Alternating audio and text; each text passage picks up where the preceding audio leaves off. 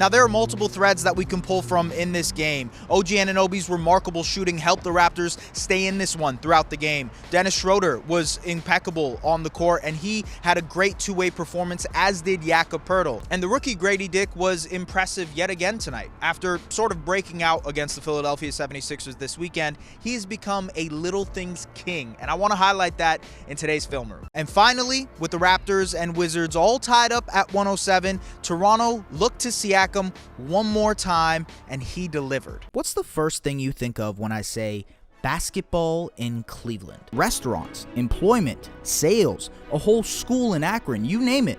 LeBron's mere presence provides a massive economic boost to the city. But they have changed the strategy, and I've talked to Darko about this before. I went to the Nets game, and I kind of asked what the identity of this team could be defensively. Hold on. Yeah. You asked, are you guys doing more nail help, providing more nail help on drives? And Darko's answer was, I cannot answer that. Yeah. His presence as this backline help for them has been really, really helpful at the point of attack to be able to establish how this team can work. Perspective on this, because you've been in so many playoff series, so many different moments, so many different, kind of like game situations.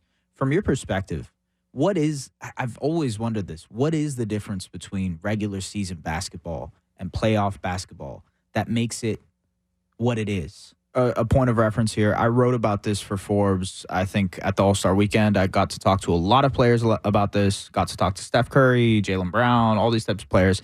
There was a wide range of opinions on how to change this, if it was worth changing, everything like that.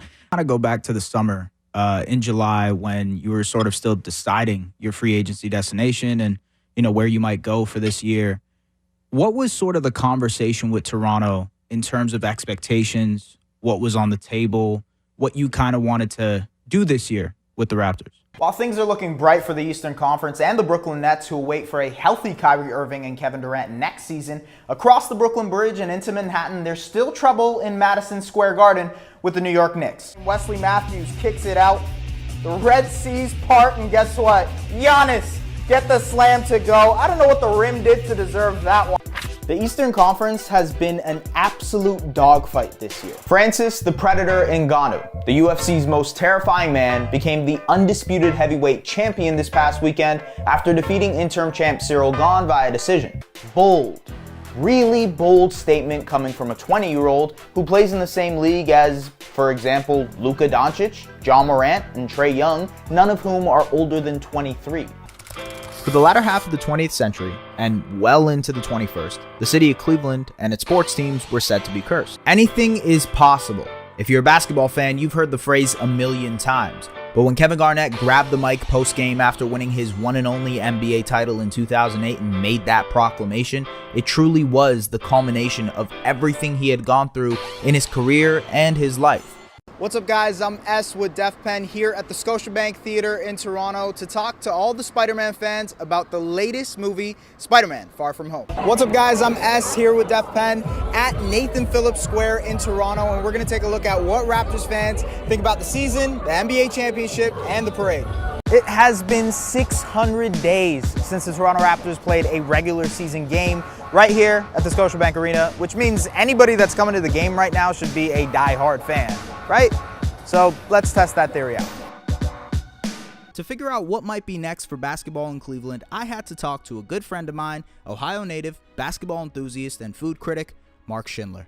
When I was growing up watching basketball, fascinated with the excitement, the intensity, the camaraderie, in awe of what a team could achieve when working together, there was no franchise that served as a beacon for all those things more than Detroit basketball. Detroit basketball!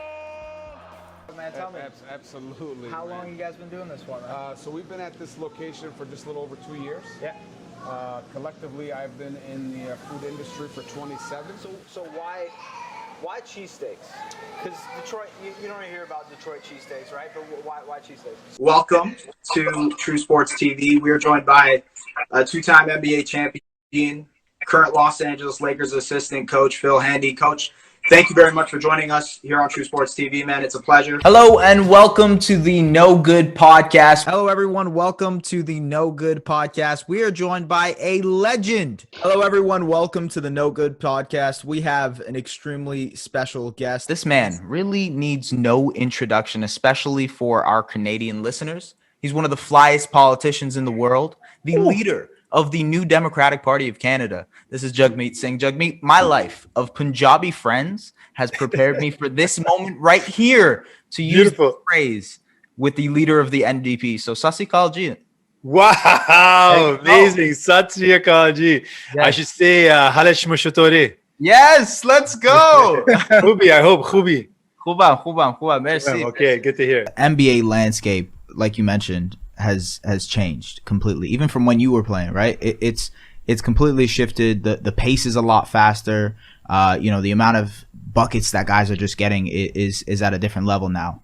What would you say is the next step, like that next evolution in the game? So the shot happens. You're there. This is the greatest photo. It's awesome. Got you. I'm pretty sure it's somewhere here. I don't know. It's probably somewhere in the back here. But I gotta ask you. You kind of ran with the whole random guy in a suit thing, right? I did. What was the idea behind that? What inspired you to do that? It was crazy because you always got.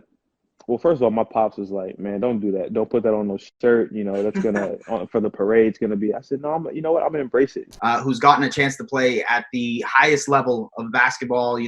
NBA Finals. He's played with the likes of LeBron James, Michael Jordan, Allen Iverson. This is St. Louis's own Larry Hughes. Thank you very much for coming on here, man. We appreciate you. No, man, appreciate you having me. I appreciate that intro too, man. I may need to hire you one day.